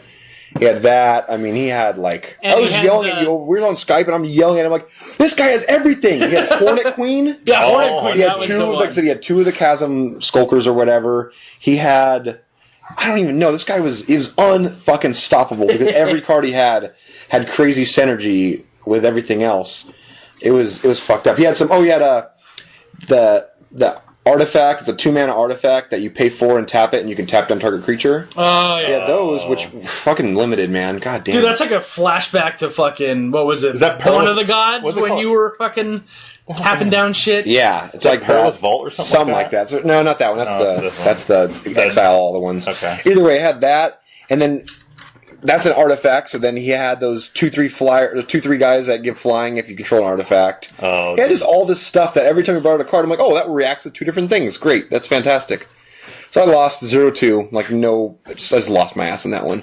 The next one, I played a blue-white deck, and same thing with him. He had crazy synergy going on with that shit. That pissed me off. I went 0-2 with him. No, he had Raise the Alarm into Triplicate Spirits. Yeah, he had Triplicate Spirits. two Such a good Triplicate card. Spirits. It was funny because he's like, he just did Raise the Alarm. I was like, watch out for Triplicate Spirits, and then he like cast it right after. Yeah, exactly. Turn 3 or turn 4, whatever. He went like the that. Convoke deck. He had 2 of the 2/3 guys that if you have an artifact, it gets flying, and then he had the artifact that. He had the artifact equipment that if you attach it to the creature and that creature does combat damage, you draw a card. Rogue's Gloves? Rogue's Gloves. So he had that, and I'm like, man, everything has fucking synergy. Just pissing me off, man. It's just pissing me off big time. And then he had, what else? Oh, he convoked into that Angel where the power and toughness are equal to how many creatures you control. Oh, the so he white had promo. 1/1s for days, and that. I'm like, god damn, dude. So I had that, and then myself and Knife, he'll talk about his here pretty soon, but myself and Knife, we both lost our first 2 games, because we suck. And so we played against each other. And I won round 1 from a Lava Axe, of course. Dude, I was so upset because during the draft we were talking, and he's like, oh, hey, Lava Axe. I was like, dude, get that Lava Axe. Like, I've won so many games just like with that last 5 points of damage. And they Lava Axed me. And I was like, you son of a bitch. I told you to get it. Yeah. So I had that, and I got him game 1. Game 2 was we were pretty well matched. We were dirtling. We were just kind of like drawing cards and just throwing shit out there. We weren't attacking a lot of the game, whatever. But at the end, he had that 4/3 guy that you pay 2 life and make it flying. So he's at 5 life. He's like, well, I got to get over your shit because you have ground guys. I'm going to go ahead and just whatever. I'm not going to win without this. So I had 8. He had 8 life. He attacked me with his 4/3 in the air. So he went down from 5 life to 3. I went down from 8 life to 4. And so on my turn, I had the sorcery with Convoke for 7 mana, do 4 damage to target creature or player, you gain 4 life. So I was like, oh, I have you. Sweet, right? He is down to 3. So I fucking I had 6 lands and 2 creatures. I ended up tapping all 6 of my lands, whatever. And I don't understand Moto, barely. I suck at Moto. So I'm tapping down the lands, and then I try to like tap down the frog for Convoke, and it won't let me yet. So I click on like the 7 mana sorcery, and then it allows me to like click on the frog or some kind of weird order of tapping down stuff. So then I tap down the 2/3 frog, and then the fucking spell resolves, and then I end up killing the frog. Oh, you clicked the flag too many times. I clicked it too many times. And then the frog disappears, and I'm like, what the fuck happened? What the fuck happened? I had you. I had 4 damage on your 3 life. I was laughing so hard. It just happened, and then it goes away because we're on Skype the whole time, so we're not talking about what cards we have, but I was gonna win, so I'm like, yeah, I'm totally gonna kill you. And he's like, oh, you have that one. Okay, I got you. And he's like, all right, good game. And then I end up killing my fucking frog. Oh my god, dude. And then of course on the swing back he would have killed me, but he had a little sympathy. I was like, go ahead and attack, dude. Like if this was Paper Magic, like you can't fuck that up in Paper Magic. Yeah, like, exactly. You fucking had me. So I just don't know how to use fun. It's definitely not the most intuitive system. I was fucking stuff up. So in my other games, I was same thing over Skype, just fucking screaming and cussing at God damn, I fucking F2'd over the fucking F2 over shit, combat. motherfucker. Like all kinds of stuff, or like the 4/3 flyer, you pay 2 life. I would go past the cast instants and sorceries on my attack phase, and then he goes like, oh, declare blockers. I'm like, no, I don't declare blockers. I still need to pay 2 life. I'm not. And then we're gonna trade with some of those ground guys because I didn't fly over them. Oh my god, I was fucking things up. Oh, another thing I fucked up. I used that same 7 mana guy, the 7 mana, do 2 damage or do 4 damage, target creature or player, gain 4 life. I did it on it was a wall that you pay 1 green, sacrifice a wall, draw a card. I targeted him, the wall with it, so he just sacked it. And so I couldn't, so I didn't target anything that I gained life. I'm like, what is wrong with me right now? Why am I messing up right now? All the plays. Oh my god, it's just so bad. Yeah, like the first, if this is your first time on Moto, like really, like I fucked up a lot. There's a large learning curve, like when it comes to Moto. I haven't played draft, so I have my decks on Moto. I play those. I know how to play them. I know when to attach auras and all this stuff and get in with my damage and all this nonsense. But now that I'm drafting and playing unique stuff, and then Convoke, I never played Convoke on Moto, so I don't know how the hell that works out. My god, dude, it was a disaster. Yeah. I got one bone to pick before you get into your shit. Go ahead. I fucking cannot stand on Moto that every time a window pops up, it's in a different place, in a different size. Oh my god! It's upside down. It's fucking sideways. It's like unreadable. It's in Japanese. Like what the hell? This it restarts your computer. Yeah, dude. Like it is pissing me off that like the thing pops up for the one red creature that the one mana 1/1 when you attack you get to pay 1 red and tap down and one of the things can't block. The fucking stack. Little whatever screen pops up. The trigger pops up, covers up everything. It's like the biggest. It's the biggest print. Seriously, it's like a third of the screen is this big square. I'm like, the other triggers are normal, and it covers up their creatures. I have to drag the box, shrink it down.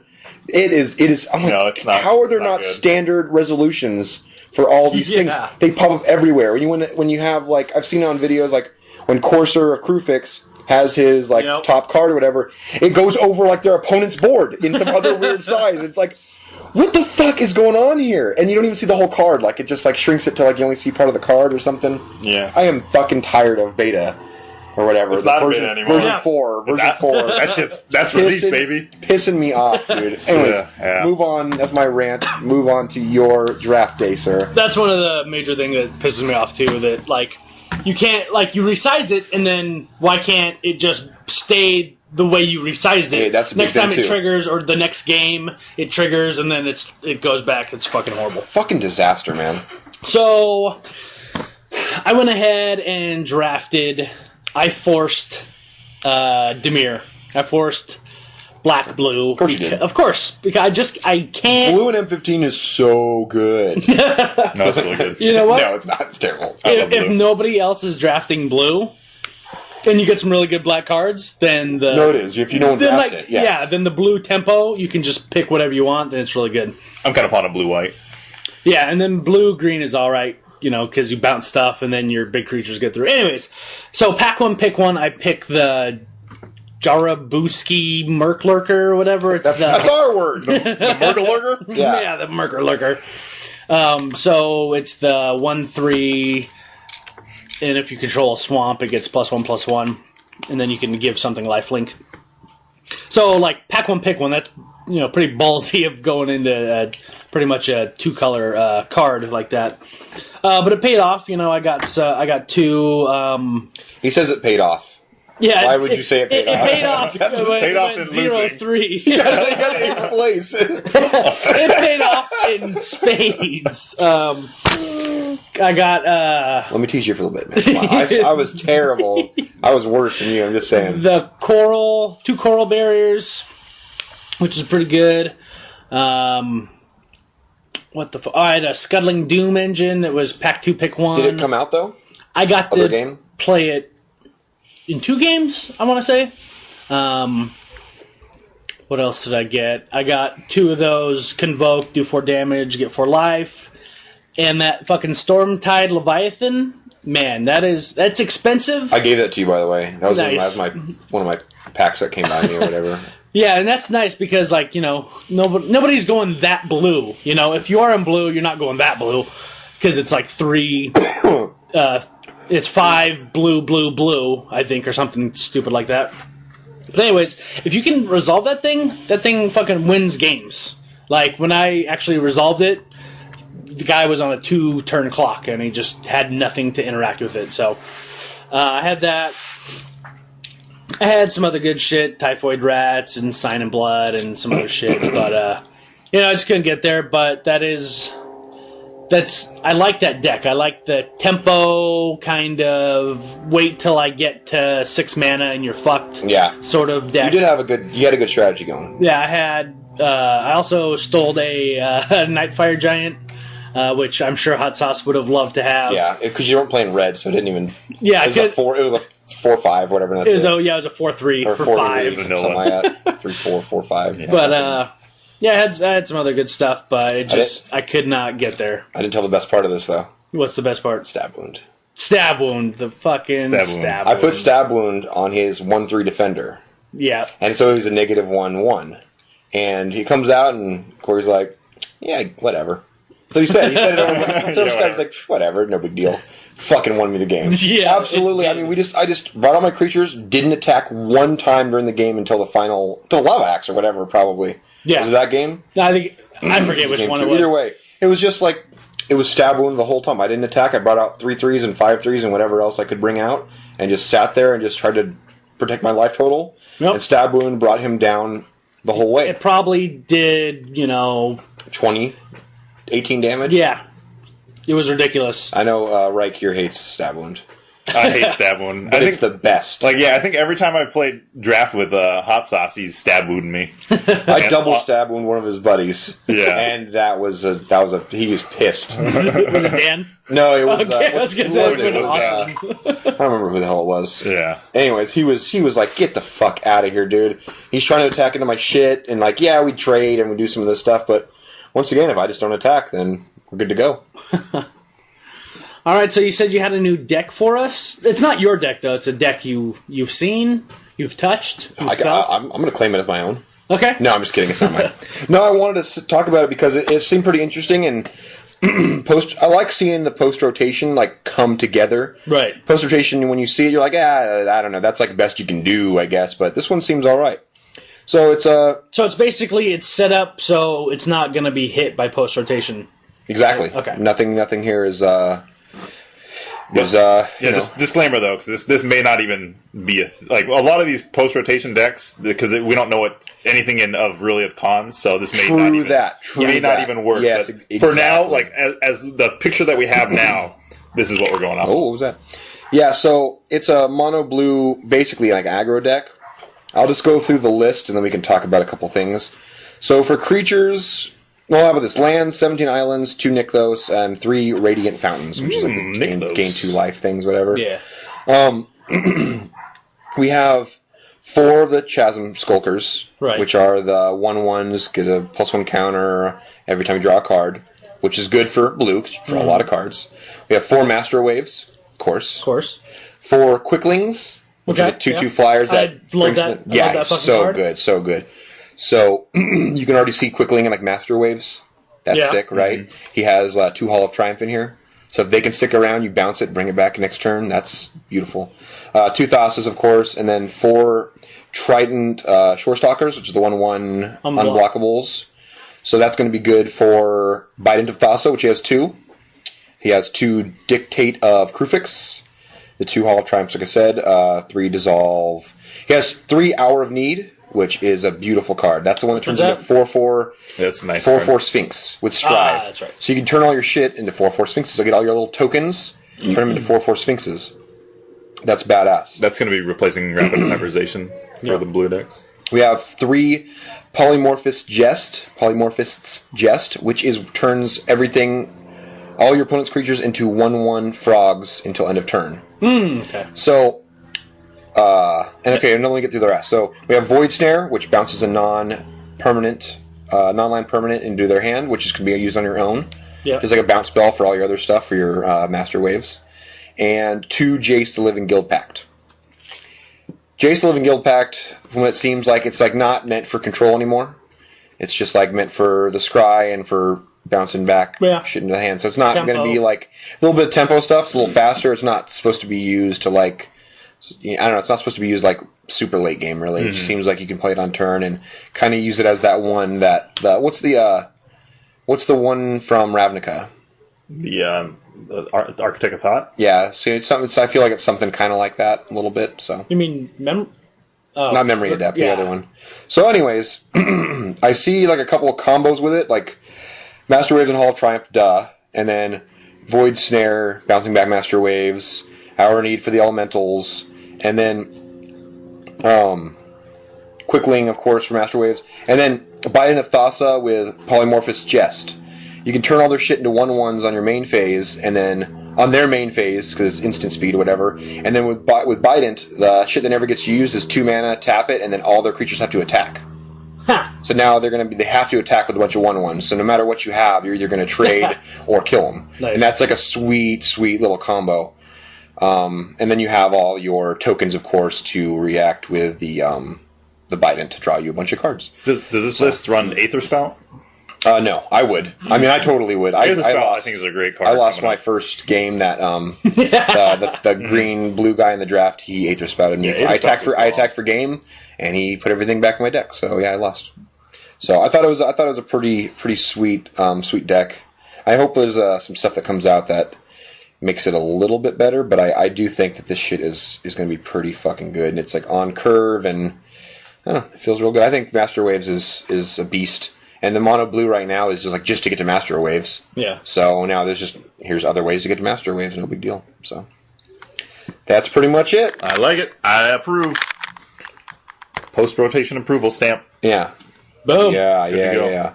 That fucking Hall of Triumph Master Waves, Jesus Christ. That's a good. I like that little synergy. Mm-hmm. And then that Quickling, we were mentioning it. I mean, that thing is 2/2 flyer for 2 mana. Dude, every time you want to bounce stuff back to your hand, you can it's flash, so you can oh, my shit's gonna die, or you're gonna just do a block or whatever. Bring it back out again. Dude, every time I'm drafting my blue-black tempo, I always pick that up because it's Coral Reef or Coral Barrier. Or fucking something else that, the 3/5 that, you can exile something, gain life. So, I'm a fan of the card.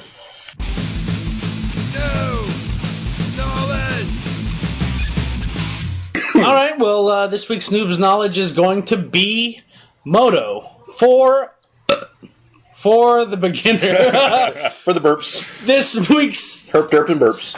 Yeah. This week's Noob's Knowledge is going to be Moto for the beginner. So, okay, first of all, Moto is a direct representation. Of paper magic. It costs $10 to get, and you have to start an account, and the account costs $10, and with that $10 you get I believe a certain amount of what they call phantom points, and you get a little bit of a starter packs or something like that. You get some very basic crap cards, some very basic a deck stuff. Builders type set. They have deck builders, which I'd probably recommend just getting if you're just starting out in Magic. If you've been playing for a year or something like that, and you already kind of know what decks you're going to build, okay, don't buy the deck builders. But the deck builder was $5. The deck builder's $5. Why the hell not? It's not a huge price, but yeah, definitely. Moto is a pretty much paper Magic, just in a digital form, and it is definitely cheaper than paper Magic. Well, relatively, mostly because whatever's top 8ing it right now, then it's gonna go up because the top 8 stuff is different. On people, the decks that win hit the top 8 or whatever on Moto are different than hit in paper. Even though they don't have to be different, for some reason they just are. So the prices go up because the cheaper mono red shit is more popular on Moto because people don't want to pay a whole lot digitally or whatever. So that shit actually goes up. There's their whole idea of we're going to go cheap. Actually, sometimes can kind of fuck them a little bit because they start. Those are the cards that go up in price fast. Well, the economy on there moves very quickly. Yeah, since trading is free and open to every person that plays, and there are things that they call bots, which will trade with you at any time of day, pretty much, for either tickets, which is their currency on Moto, or for actual cards. Yeah, so a ticket's $1. When you sign up, you're not going to have any tickets or nothing like that. You're just going to have Phantom Points. Phantom Points, we mentioned... They're going to allow you to do drafts, the new player drafts and everything like that. But they're not going to. Really fun. You're not going to keep your cards. There's some rare instances where you can, but you're not going to keep your cards. But you're able to draft, see how the draft format works. If you haven't done it before, a lot of people when you start playing, you're not able to draft. You know what I mean? If you're just playing casually, buddies, learning how to play the game, you might not draft for the first 5-6 months or whatever playing. So this is a good way to get in and learn what cards to select and everything like that. And the Phantom, like I said, you can't keep it, but it's a good way. It's kind of cool that they're well, let's just show you how to do it. Yeah, I definitely recommend at least doing one of the Phantom drafts just before you even consider doing an actual real money draft. Why not? Because it is free. I mean, you're not going to keep the cards, but you're going to get the experience of how to use the interface and what it's going to look like and what the feel of actually clicking on a card to draft it as opposed to just selecting it. Because I think the left click will allow you to actually select the card when you click on it when you're drafting, and the right click will actually highlight it. So that it reserves it. So because on Moto you only get just in real life drafting you only get a certain amount of time to pick each card, but on Moto it's a minute or 50 seconds. It depends on the pick. Yeah, so it starts out a minute or something. And your first pick at least a minute, and then it continues to diminish as the picks go on. So and usually what you do is right-click on a card that you're on the fence about. So in case you do run out of time while you're thinking, then you'll actually get that card as opposed to just a random pick card that the Moto gets you. There you go. But you got to be aware of because like when I first draft, like I thought the reserve button was a left click, and I accidentally clicked like on some crappy common and like passed a mythic or something like that. Yeah, that's sick. Or something stupid. But yeah, it's definitely a good learning experience for the new players since you do get those Phantom points for free.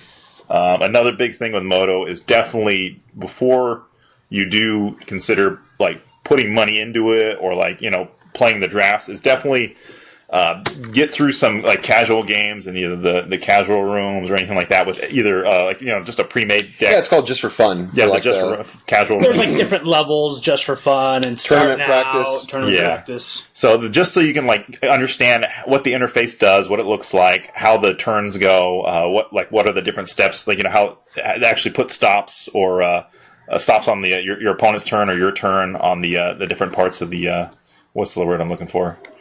Not the stack, but the phases, the different phases, and just kind of how you expect like the triggers to look, and like how the triggers interact with the stack, and what the stack actually looks like in a digital representation.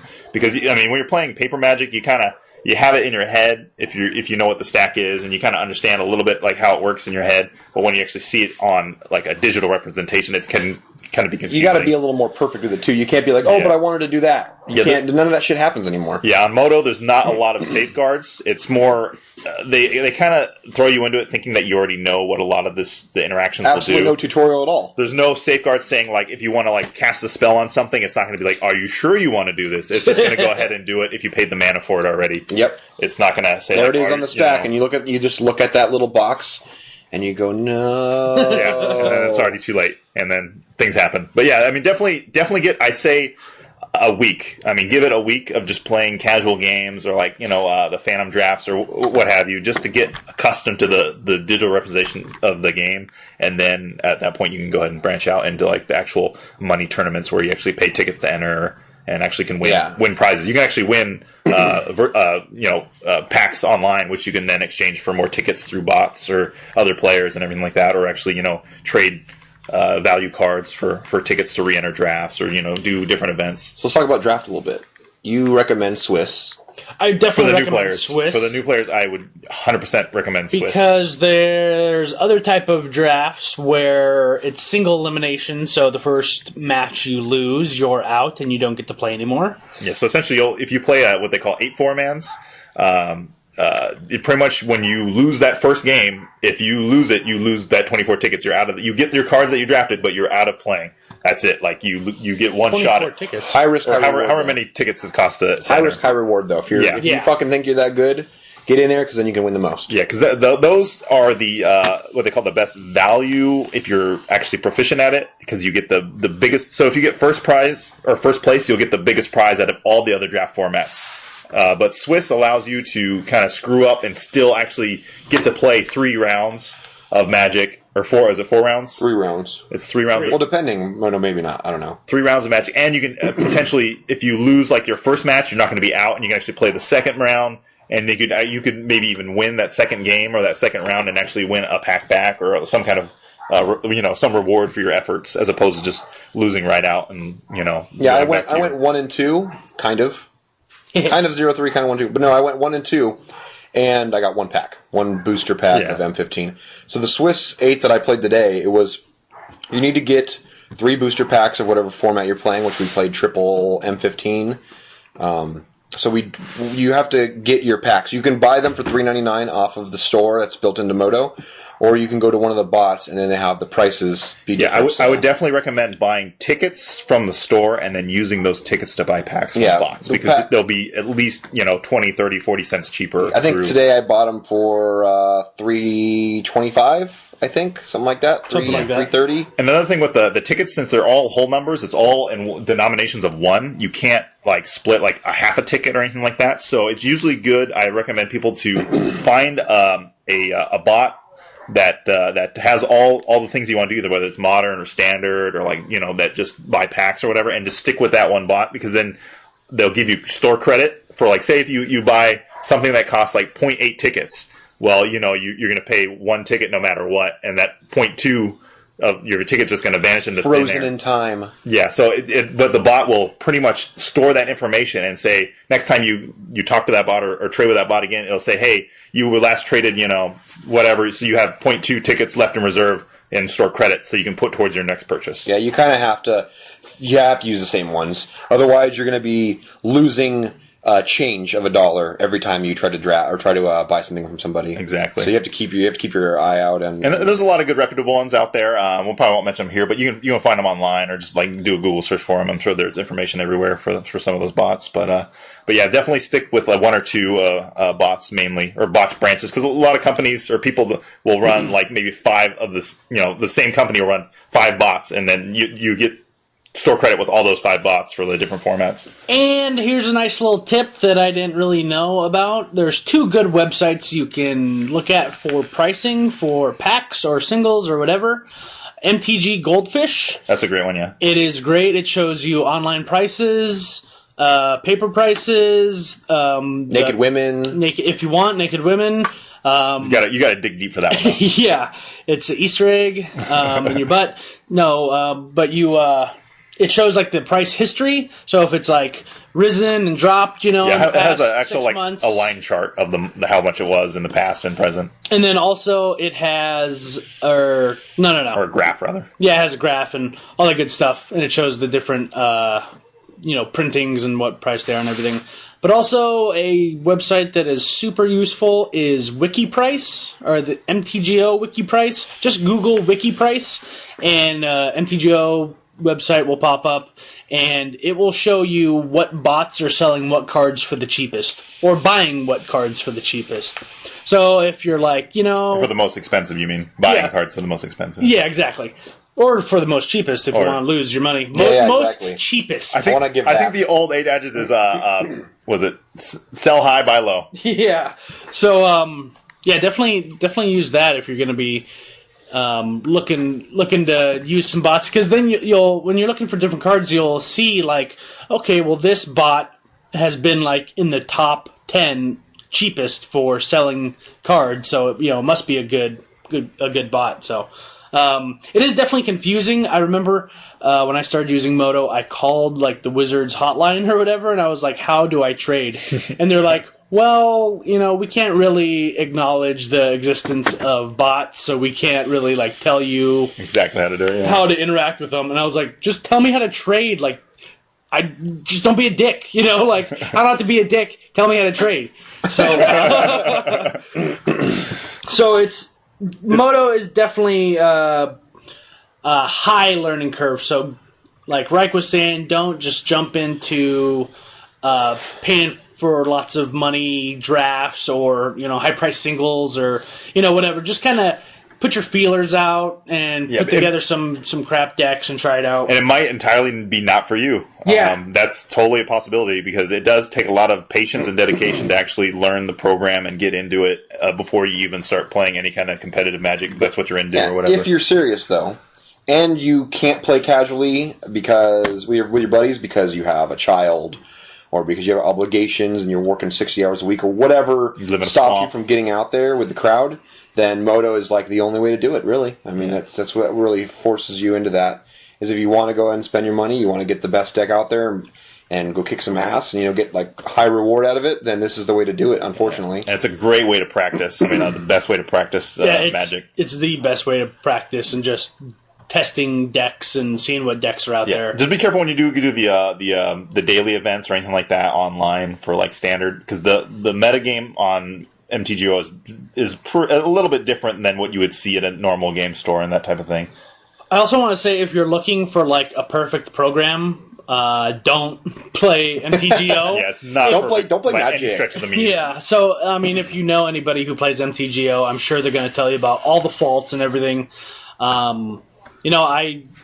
It's really random, the faults I find, more often than not. It doesn't happen too much anymore, but when I draft, it'll kick me from the draft, and I have to log back in real fast before, the time runs out.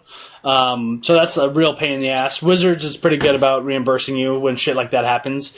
But also, today, I was just trying to hurry up and build a deck before these guys came over, and I was just trying to get some Garrick Apex Predators. Yeah, Garrick. I think it's been confirmed for sure that it's Garrick. You know, Yeah. I like Garrick Apex better. Predator. Apex Predator, and I wanted to trade, and I went to go drag the card and drop it into like the little box of cards I want, and it just crashed on me. And I went to go do it again, crashed on me. Went to go do it again, crashed on me. And then I finally I went back, okay, got the bot, okay, right-clicked on the card and hit like add to cards I want, and it didn't crash. So it's like just little stupid stuff like that, and so, just stick with it. Patience. Lots and lots and lots and lots of patience. You're sweating there, dog. Dude, I feel glistening. I feel glistening. I was like working really hard on trying to get the cotton in. I got all frustrated. I'm like, fuck this. Yeah, we're Vape Nation now. Vape Nation, blowing clouds all day long. Smoke clouds. Fucking Nimbus Naiad over here. Fucking Clouds focus. up. Fucking Nimbus Naiad? Nimbus. Nimbus. The cloud. Guess not. It's like a cloud guy. No, I guess not. It's a Theros card.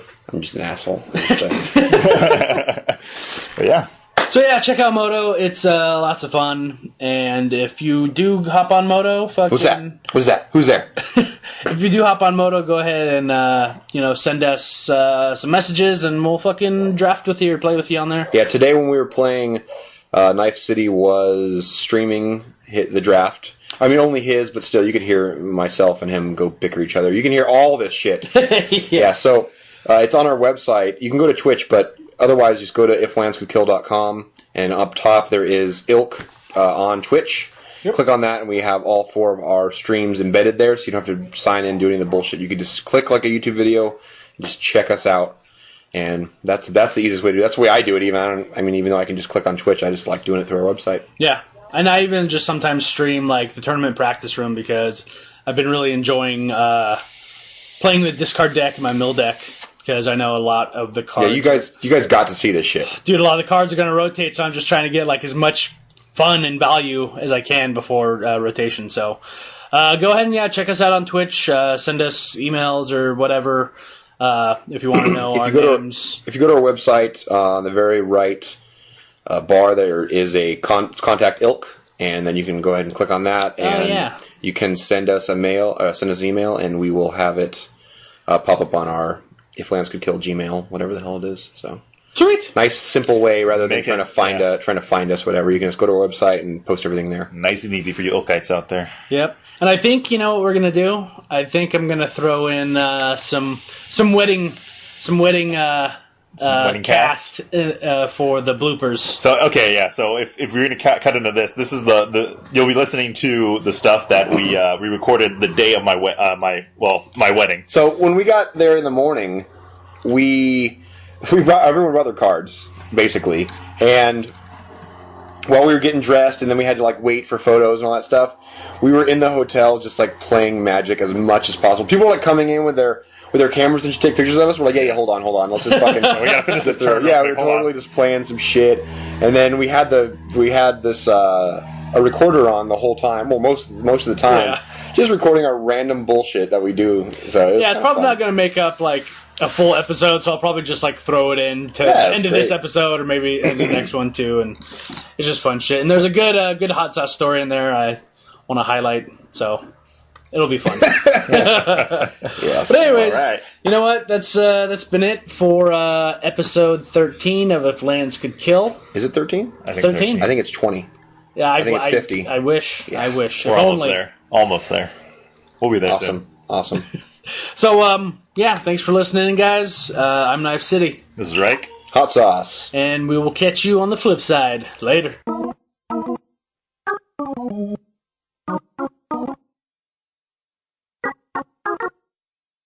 Dude, okay, I don't know why, but this morning I felt it very necessary to shave my balls. I don't know why.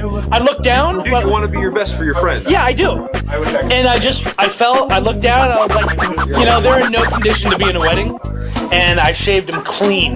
They are. I like that. You look at your balls and be like, come on, guys. Yeah. You're going to a wedding today. Yeah, you need to step your game up. Yeah, exactly. Slap some baby powder on them, dude. They are good to go.